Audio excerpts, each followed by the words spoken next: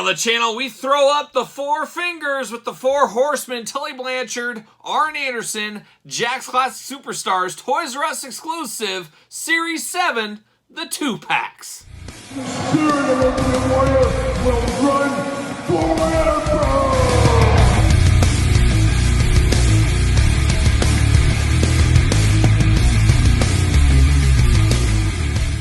Welcome everyone, Kyle here, and welcome back to the channel for another Jakks Classic Superstars 2-pack unboxing and review. And today from Series 7, we got the Toys R Us exclusive Four Horsemen 2-pack of Tully Blanchard and Arn Anderson. But for all your modern day wrestling figure needs and a whole lot more, make sure you're hitting up Ringside Collectibles. Use discount code Kyle, save yourself 10%. And we're going to do this review like we do all the other ones here on the channel. We're going to take a look at the packaging. We're going to talk about it. We're going to unbox it, kinda. We're going to talk about it. We're going to see where it goes from there. So without further ado, let's grab Arn. Let's grab Tully. Two primo members of the Four Horsemen, two of the greatest of all time. Tully Blanchard, last seen in wrestling as part of a manager of FTR with AEW. A little bit of Ring of Honor there as well.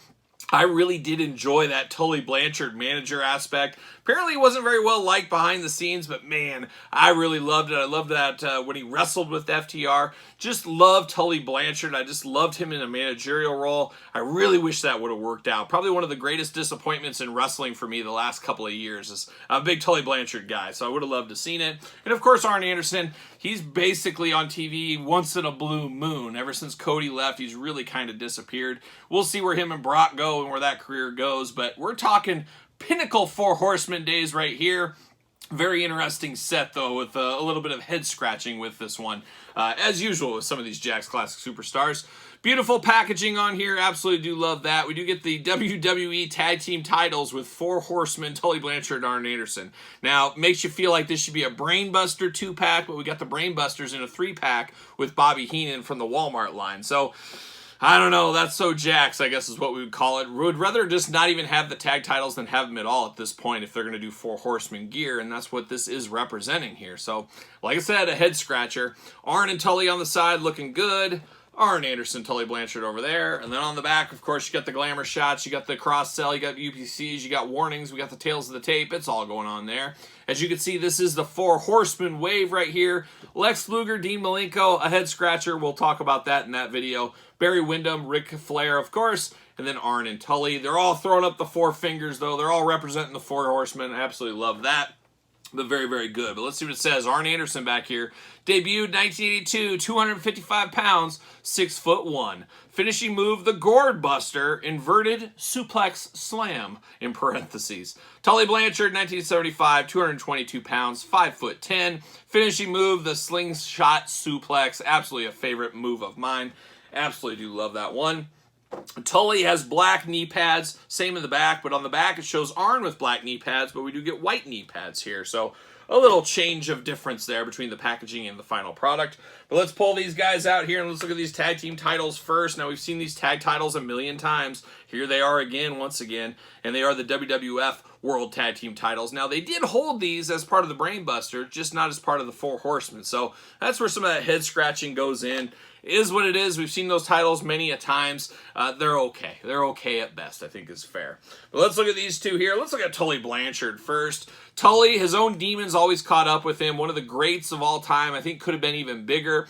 Would have been a heck of a run with the Intercontinental title, maybe. I don't know. That might have been a stretch, but I could see him coming back with Arn after the Brainbuster stint. TV title, United States title, maybe a tag team title run between these two if he could have been on the straight and narrow. But Tully had a lot of issues. He was his own worst enemy, as they always do say.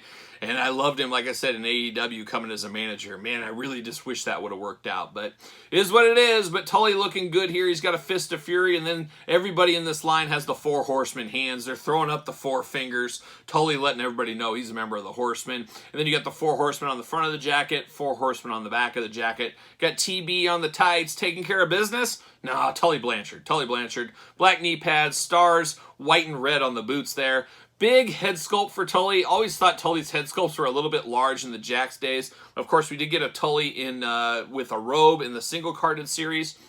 This is a tag team series one, of course, but he does have the reds here, the red jacket. Of course, the Horsemen wore jackets like this. The Brainbusters wore jackets like this. So it is on point. But the thing that really irks me here is, of course, the tag team title belts. And man, this just extra large head, just way too big of a head on Tully Blanchard. But his arms do go around, do have bicep cut, back and forth at the elbow, back and forth side to side on the hands, head back and forth side to side, waist articulation, legs go up, legs bend at the knee, ankles back and forth, and that's all you get for articulation with these figures here. But a good representation of Tully, not the greatest, not the most iconic, feels a little bit more brainbusters in some ways, especially with the tag titles, but still really cool to get another Tully Blanchard figure. It's been a long time since we've got a Tully figure. Hopefully, I would have to think Power Town is going to get us a Tully Blanchard if Power Town takes off. As you guys know, well, maybe you don't, but I'm going to tell you. I'm filming this in April of 2023, this video. Patreon members get these early. Traditionally, YouTube, you're about a year and a half out on these. So this might be a little bit dated, but who knows? Maybe Power Town has a Tully Blanchard, but we do know Magnum TA is one of the investors in Power Town. I think he's somewhat friendly with Tully, it sounds like. So I think Tully will get a figure from Power Town if he's going to get anything, as I don't see him in Jazzwares. I don't see him in the Elite line. So we'll see if Power Town can really come through with some of these classic superstars like Tully Blanchard. We'll see what happens.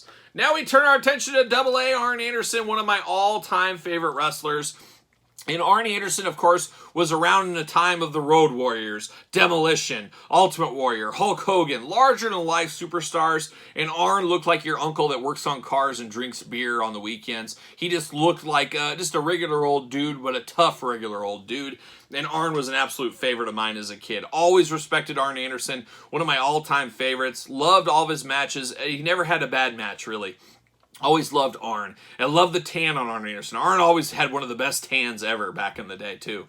We get a little bit of tan on the skin here as well to represent a little bit of that tan. This does look a little bit like a younger Arn Anderson. He does have the bald spot going on, but a little bit more blonde in the hair. So this is kind of like sitting on the beach Arn Anderson back in the day, really soaking up the sun. Much like Tully Blanchard, got a jacket on, 4 horsemen on the side, 4 horsemen on the back, of course, but all in black instead of red. I don't know. Do we like the dynamic of the black and red, or we would rather had 2 reds or 2 black jackets? I don't know. You guys sound off in the comments. I guess I'm okay with them back and forth. He does have red tights, white knee pads where it is black on the back of the package. Does have the stars on the boots, similar boots to Tully as well. And then, of course, we do have the 4 horsemen hand on him. Definitely the lifeblood of the 4 horsemen. A lot of people, when they think 4 horsemen, they think Ric Flair. But for me, Rick and Arn are what I think of when I think of the horsemen. Outside of that, there's a lot of moving and shaking going on, as we do know. But, man, Arn Anderson is the horseman. And talking about disappointing angles in wrestling, the most disappointing angle of all time in professional wrestling, bar none for me, was when Curt Hennig took Arn Anderson's spot. It was such an emotional moment. I was all fired up. Of course, I love Mr. Perfect. Loved Curt Hennig. Was so happy to see him join the Horsemen. It felt like such a natural fit to me. I was so excited about it. And then it was totally wasted with him joining the NWO. I mean, okay, join the NWO, but don't do it like a week later, a night later. Let's do this a year later. Let's have Curt Hennig really see what the Horsemen could do. They could have been a viable feud with the NWO. There was a lot they could have done there, and it felt like it just was totally ruined. And Mr. Perfect, or Curt Hennig, was still good in the NWO, but I think he could have been an even bigger star for WCW if he could have been kind of leading the Horsemen with Flair, taking Arn's spot. Could have really brought the Horsemen to a new level with Arn as a manager. Man, it would have been something good. So really here, 2 really tough roads. Tully Blanchard, his career going south, really disappointing.